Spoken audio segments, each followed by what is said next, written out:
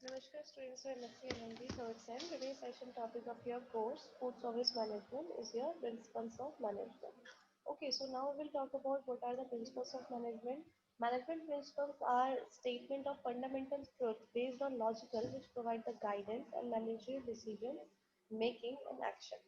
Okay तो principles क्या होते हैं मतलब कुछ सिद्धांत होते हैं ठीक है तो मैनेजमेंट के अंदर अगर हम बात करते हैं तो इसके भी आपके प्रिंसिपल्स होते हैं first you have to remember here कि आपके प्रिंसिपल्स ऑफ मैनेजमेंट किसने दिए थे it was given by the Henry Fayol एक आपके साइंटिस्ट थे जिन्होंने ये प्रिंसिपल्स ऑफ मैनेजमेंट दिए थे this is the most important question which may comes in many other competitive exams. So you have to remember the principles of management आपके Henry पियोल ने दिए थे ठीक है एंड फादर ऑफ मैनेजमेंट भी Henry पियोल को बोला जाता है. Now we will talk about the 14 principles of management. ठीक है कौन कौन से आपके 14 principles होते हैं. The very first is your division of labor.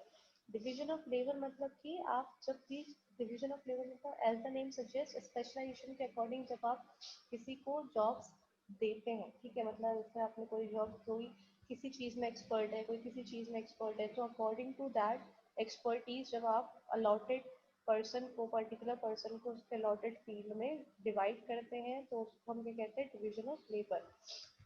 Okay second principle is authority and responsibility मतलब कि अथॉरिटी एंड रिस्पॉन्सिबिलिटी क्या है. Authority refers to the right of supervisor ठीक है अथॉरिटीज मतलब कि जैसे आपके जो सुपरवाइजर होते हैं उनका क्या राइट है ठीक है तो वो अपने सबॉर्डिनेट से कैसे काम करा है and then the responsibility means the obligation for the performance of the job assign ठीक है रिस्पॉन्सिबिलिटी मतलब कि जो आपको जॉब असाइन की गई है उसमें आप कैसा परफॉर्म कर रहे हैं ठीक है that comes under your responsibility of the staff.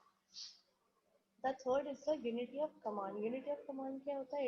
It provides the enterprises and discipline, stability and orderly existence. Create harmonious relationship between the supervisor and subordinate. ठीक है तो मतलब एक कमांड रहती है यूनिटी ऑफ कमांड जो रहती है उससे क्या रहता है कि आपका जो स्टाफ होता है वो क्या रहता है डिसिप्लिन रहता है स्टेबल रहता है और एक ऑर्डरली वे में अपनी एग्जिस्टेंस शो करता है. The fourth is the unity of direction. Unity of direction says that according to this principle, according to this principle, the efforts of the all members of the organization should be directed towards the common goal. Okay तो मतलब जो भी आपका direction है उसके साथ unity रहनी चाहिए. अगर आपने किसी ऑर्गेनाइजेशन में एक टारगेट फिक्स है तो उस टारगेट के लिए सबको एक कॉमन गोल लेके चलना चाहिए ठीक है जिससे कि वो टारगेट अचीव हो सके. The fifth is your equality मतलब कि आपको मतलब जैसे आपके जो भी सबॉर्डिनेट और आपके मैनेजर्स होते हैं या जो भी आपके मतलब सबॉर्डिनेट से भी ऊपर जो आपके टॉप मैनेजमेंट वाले होते हैं they should have the equality and they should not be impartial sorry they should impartial okay तो पार्शियलिटी नहीं होनी चाहिए. The decision should be very fair among the every coworkers. Sixth is your order. Order principles is a systematical arrangement of things and placement of people. ठीक है तो जब हम भी हम ऑर्डर देते हैं तो वहाँ हम ये देख के देते हैं कि जो अरेंजमेंट है वो सिस्टमैटिक हो और प्लेसमेंट जो है लोगों का वो ठीक ढंग से हो. Then your discipline. डिसिप्लिन में हम क्या बोलते हैं हेनरी पियोल ने डिसिप्लिन को डिफाइन करा था कि it means sincerity obedience respect of authority and observance of rules and regulation of the enterprise. ठीक है तो सबॉर्डिनेट्स को करना चाहिए अपने सुपीरियर्स को रिस्पेक्ट करना चाहिए and they should obey their orders. The eight is your initiative. Initiative मतलब कि जो भी अपॉर्चुनिटी है rather than आपकी जॉब प्रोफाइल से अगर कोई अपॉर्चुनिटीज है या कुछ भी चीज आपकी कंपनी में लॉन्च हो रही है तो every employee should know about this. They can share their idea their experience.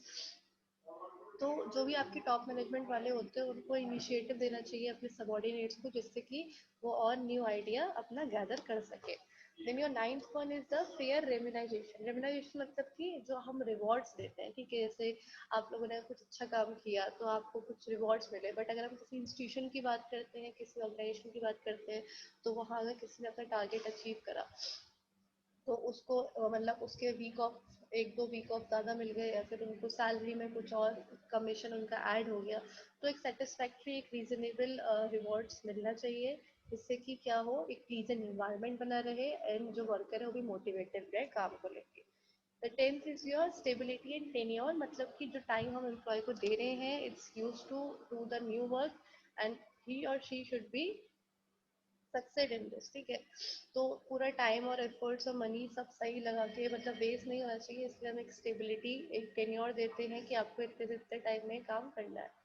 Then your 11th is your scalar chain. Scalar chain में क्या होता है कि scalar chain is a chain of supervisor ranging from the ultimate authority to the lowest, ठीक है। मतलब सबसे ऊपर से लेकर नीचे तक की हम अथॉरिटी की बात करते हैं इसमें, जिसमें सारे मैसेजेस अपने चैनल्स के थ्रू पास होते हैं from the top authority to lower authority.